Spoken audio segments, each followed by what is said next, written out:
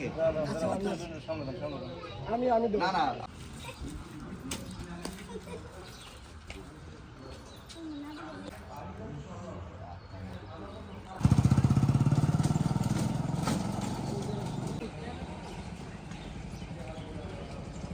মাত্র মানিক ইমরান শাহনাজের স্বামী আর শাহিন ওরা দায়ী থাকবে আমাদের যদি রাস্তাঘাটে কোনো বিপদ টিপদ যখন রাত্র 9টার পরে আনুমানিক মনে হয় 9টার পরে সমস্ত সামনের জিনিসপত্র বন্ধ রেখে সে তার কাছ থেকে তারা ফুসফুস টাকা নিয়ে এসে ব্যবসা কাজে লাগায়।